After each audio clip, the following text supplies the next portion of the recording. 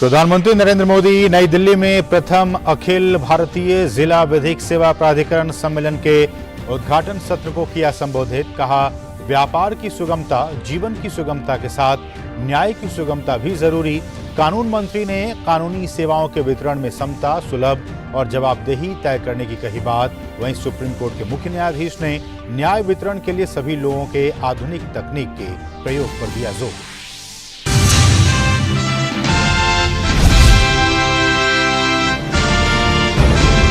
प्रधानमंत्री ने संयुक्त राष्ट्र महासचिव के साथ की बात। दोनों नेताओं ने कांगो में संयुक्त राष्ट्र संगठन स्थिरीकरण मिशन पर हाल ही में हुए हमले पर की चर्चा। पीएम मोदी ने यूएन महासचिव से कांगो हमले की जांच सुनिश्चित करने का किया आग्रह।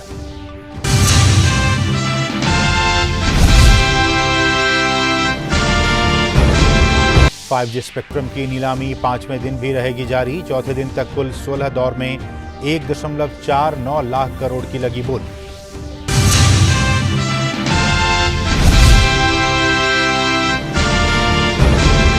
पहले टी20 में भारत ने वेस्टइंडीज को 68 रनों से हराया। 5 मैचों की टी20 सीरीज में 1-0 की बनाई बढ़त।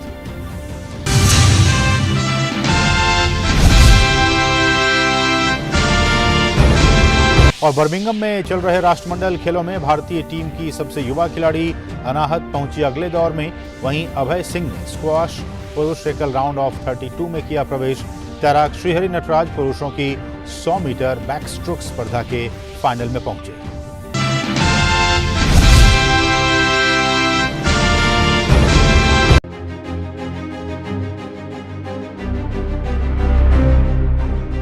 महाराष्ट्र के राज्यपाल भगत सिंह कोश्यारी के एक बयान से एक बार फिर महाराष्ट्र की सियासत गर्मा गई है। उनके बयान पर शिवसेना नेता और राज्यसभा सांसद संजय राउत ने भी प्रतिक्रिया देते हुए इसे मराठी इंसानों के साथ साथ छत्रपति शिवाजी महाराज का अपमान बताया है। तो आइए पहले जान लेते हैं कि भगत सिंह कोश्यारी ने क्या कहा है, जिस पर बवाल मचना शुरू हो गया है।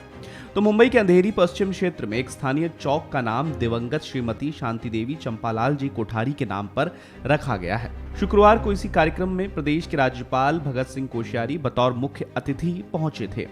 इसी दौरान उन्होंने जनता को संबोधित करते हुए कहा कि कभी कभी मैं यहाँ लोगों से कहता हूँ कि महाराष्ट्र में विशेषकर के मुंबई ठाणे से गुजरातियों और राजस्थानियों को निकाल दो तो तुम्हारे यहाँ पैसा बचेगा ही नहीं। ये मुंबई आर्थिक राजधानी कहलाती है, वो आर्थिक राजधानी कहलाएगी ही नहीं। लोगों से कहता हूँ महाराष्ट्र में कि भाई महाराष्ट्र में विशेष करके मुंबई ठाणे यहाँ से गुजरातियों को निकाल दो और राजस्थानियों को निकाल दो तो तुम्हारे यहाँ कोई पैसे बचेगा ही नहीं। ये राजधानी जो है जो कहलाती है आर्थिक राजधानी कहलाएगी नहीं। कभी कभी मैं यहाँ लोगों से कहता हूँ महाराष्ट्र में कि भाई महाराष्ट्र में विशेष करके मुंबई ठाणे यहाँ से गुजरातियों को निकाल दो और राजस्थानियों को निकाल दो तो तुम्हारे यहाँ कोई पैसे बचेगा ही नहीं। ये राजधानी जो है जो कहलाती है आर्थिक राजधानी कहलाएगी नहीं। अब राज्यपाल के इस बयान को लेकर शिवसेना हमलावर हो गई है। संजय राउत ने कहा है कि महाराष्ट्र में बीजेपी समर्थित मुख्यमंत्री होते हुए मराठी और छत्रपति शिवाजी महाराज का अपमान हुआ है।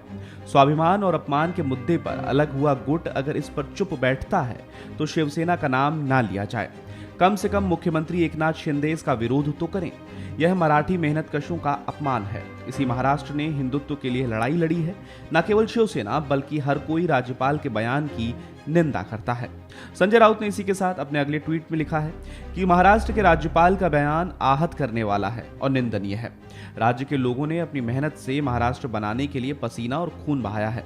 105 लोगों ने बलिदान दिया और कई को जेल भी हुई। राज्यपाल को इतिहास की जानकारी नहीं है। सीएम एकनाथ शिंदे इसकी निंदा करें और केंद्र से राज्यपाल को हटाए जाने की मांग करें। यह सावित्रीबाई फूले और शिवाजी का अपमान है। इससे सारा महाराष्ट्र क्रोध में है। आपको बताते चलें कि साल 1960 तक महाराष्ट्र और गुजरात दो अलग अलग राज्य नहीं थे बल्कि बॉम्बे प्रेसिडेंसी का हिस्सा थे। बॉम्बे प्रेसिडेंसी में ज्यादातर लोग मराठी और गुजराती भाषा बोलते थे। जब भाषा के आधार पर अलग राज्य की मांग हुई तो राज्यों के पुनर्गठन अधिनियम 1956 के तहत तत्कालीन जवाहरलाल नेहरू सरकार ने बॉम्बे प्रेसिडेंसी के 2 हिस्सों में भाग किए। एक को महाराष्ट्र कहा गया तो दूसरे का नाम पड़ा गुजरात।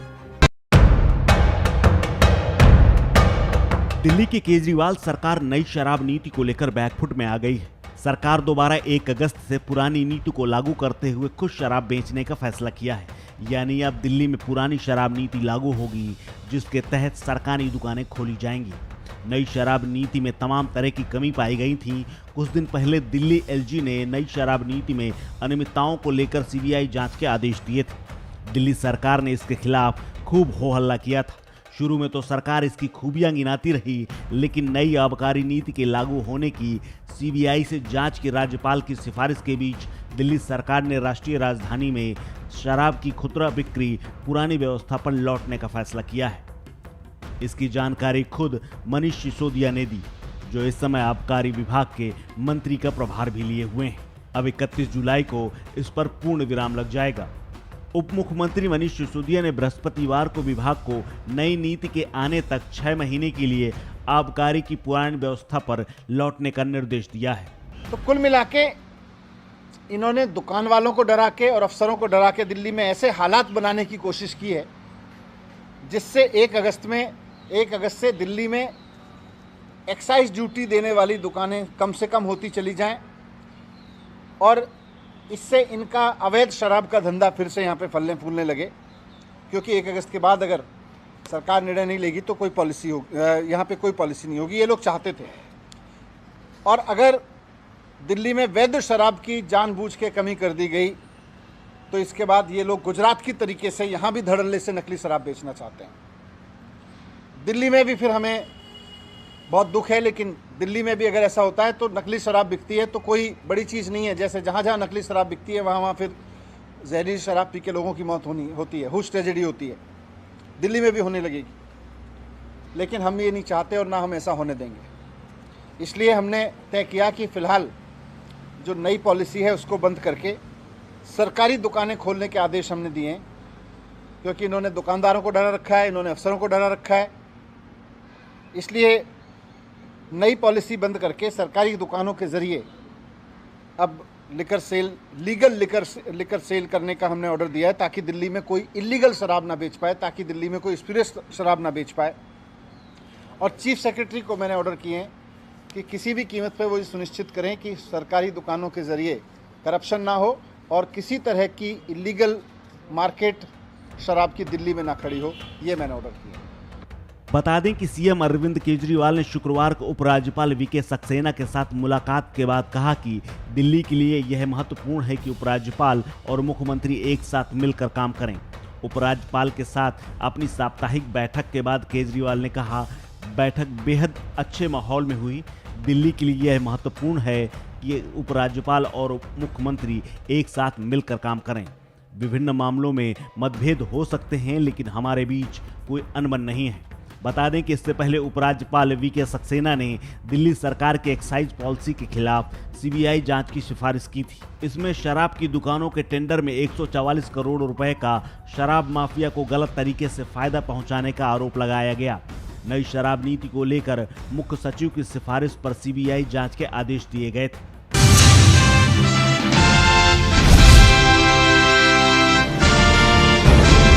भारतीय रिजर्व बैंक लापरवाही बरतने वाले बैंकों पर सख्त कार्रवाई कर रहा है। इसे लेकर बैंकों से बेहद सख्ती से निपटा जा रहा है। इस दिशा में रिजर्व बैंक ने बड़ी कार्रवाई करते हुए 2 बैंकों पर नकेल कसा है। इसके तहत 2 बैंकों पर बैंकिंग रेगुलेशन एक्ट के तहत कड़ी पाबंदियां लगा दी गई हैं। इसकी वजह से उन बैंकों में जिन लोगों के अकाउंट्स हैं, उनकी परेशानियां भी कुछ हद तक बढ़ गई हैं। दरअसल रिजर्व बैंक ऑफ इंडिया ने उत्तर प्रदेश के 2 कोऑपरेटिव बैंक्स पर इस तरह की पाबंदियां लगाई हैं। आरबीआई की गाइडलाइंस का सही ढंग से पालन न करने की वजह से लखनऊ अर्बन कोऑपरेटिव बैंक और सीतापुर अर्बन कोऑपरेटिव बैंक पर अगले 6 महीनों तक लगाए गए प्रतिबंध लागू रहेंगे। ये 6 महीने की अवधि बीत जाने के बाद आरबीआई ये तय करेगा कि दोनों बैंकों पर आगे क्या फैसला लिया जाए। मसलन उन पर से पाबंदियां हटाई जाएं या जारी रखने पर अभी संशय बरकरार है। आपको बता दें कि लखनऊ अर्बन कोऑपरेटिव बैंक और सीतापुर अर्बन कोऑपरेटिव बैंक पर यह कार्रवाई बैंकिंग नियमों का सही ढंग से पालन न करने पर की गई है। आपको बता दें कि आरबीआई बैंकिंग नियमों और तय गाइडलाइंस को लेकर कुछ समय से बेहद सख्त दिखाई दे रहा है। ऐसे में बैंकों को नियम कायदों के सख्ती से पालन करने की हिदायत भी दी गई है। इस दिशा में केंद्रीय बैंक की खास नजर सहकारी बैंकों के ऊपर भी बनी हुई है। ऐसे में उनकी ओर से बरती जा रही लापरवाहियों और तय गाइडलाइंस को नजरअंदाज करने की कोशिशों को आरबीआई गंभीरता से ले रहा है। इस दिशा में उत्तर प्रदेश के 2 सहकारी बैंक आरबीआई के निशाने पर आ गए। ऐसे में रिजर्व बैंक ने दोनों सहकारी बैंकों पर शिकंजा कस लिया है। इस सिलसिले में जानकारी साझा करते हुए आरबीआई ने बताया कि सीतापुर अर्बन कोऑपरेटिव बैंक और लखनऊ अर्बन कोऑपरेटिव बैंक दोनों की वित्तीय स्थितियां बेहद खराब हो गई थी, जिसकी वजह से आरबीआई को दोनों के ऊपर इस तरह का एक्शन लेना पड़ गया और दोनों के ही ऊपर अगले 6 महीनों के लिए पाबंदियां लगा दी गई हैं। ऐसे में इन बैंकों में जिन लोगों का खाता है उनकी परेशानियां भी बढ़ गई हैं, क्योंकि इन बैंकों से ग्राहक एक तय लिमिट तक ही पैसे निकाल पाएंगे। बैंकिंग रेगुलेशन एक्ट के तहत की गई इस कार्रवाई से दोनों सहकारी बैंकों पर अगले 6 महीने तक इस तरह की पाबंदी लागू रहेगी।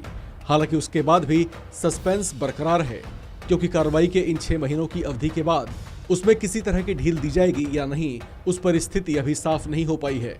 आपको बता दें कि इन बैंकों से नकद भुगतान की जो सीमा तय की गई है वो 30,000 रुपए है, यानी लखनऊ अर्बन कोऑपरेटिव बैंक से ग्राहक 30,000 रुपए से ज्यादा की निकासी नहीं कर सकेंगे।